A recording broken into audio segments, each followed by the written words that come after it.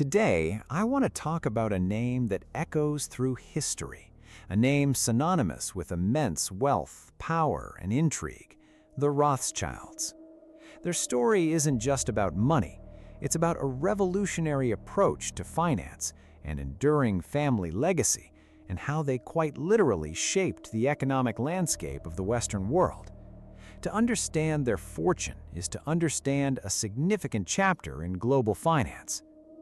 The story begins in the Jewish ghetto of Frankfurt, Germany, in the mid-18th century with Mayer Rothschild. He wasn't born into riches, but into a humble family with a knack for coin dealing and currency exchange. What set Mayer apart was his vision and his understanding of the interconnectedness of commerce and politics. He started small, dealing in rare coins, and eventually became an agent for Prince William IX of Hesse-Kassel, lending money to nobles and gaining invaluable financial experience. Mayer had 5 sons, and this is where the Rothschild strategy truly became revolutionary. Instead of dividing his assets, he deployed his sons to key financial centers across Europe: Amschel to Frankfurt, Salomon to Vienna, Nathan to London, Karl to Naples, and James to Paris. This wasn't merely a family business, it was an integrated financial empire strategically positioned to capitalize on the burgeoning global economy and the tumultuous political climate of the late 18th and early 19th centuries. Their strength lay in their unity and their unparalleled communication network.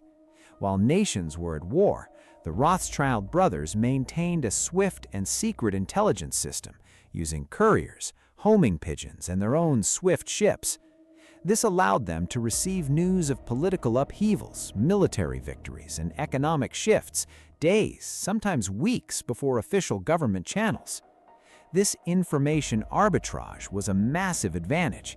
For example, Nathan Rothschild famously made a fortune on the London Stock Exchange by being the first to know of Wellington's victory at the Battle of Waterloo, even before the British government. He bought up British government bonds when everyone else was selling in panic, knowing their value would soar. They didn't just capitalize on information, they facilitated the very flow of capital that allowed nations to wage war and rebuild. They became the primary financiers for governments across Europe, lending vast sums to fund everything from wars against Napoleon to the construction of railroads. This wasn't just about charity or loyalty, it was calculated risk-taking and strategic investment. By underwriting government bonds, they became indispensable to the stability and ambitions of powerful nations. Their influence extended beyond government finance. They invested in mining, railways, shipping, and even news agencies. They understood the power of infrastructure and the importance of diversification.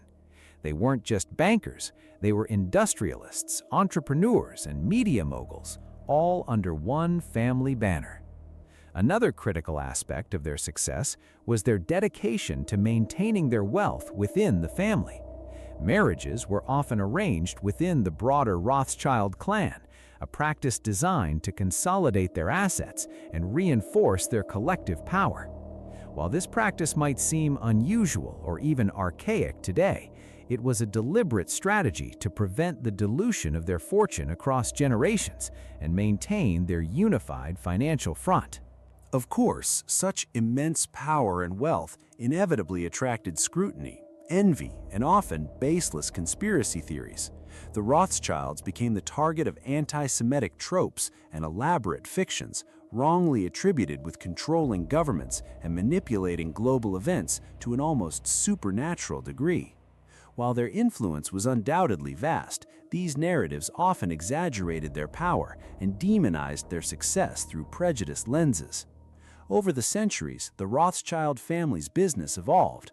While some branches faded or diversified significantly, the name Rothschild continues to be associated with global finance through various institutions. The direct family control, in the way it existed in the 19th century, has certainly changed, but the legacy of their pioneering spirit, their strategic vision, and their ability to build an interconnected financial empire remains profoundly impactful. Their story is a masterclass in financial innovation, strategic networking, and intergenerational wealth building. It demonstrates how ambition, coupled with astute understanding of markets and human nature, can create an unparalleled legacy. The Rothschilds didn't just accumulate wealth, they created a blueprint for modern international finance, a testament to the enduring power of a well-executed plan.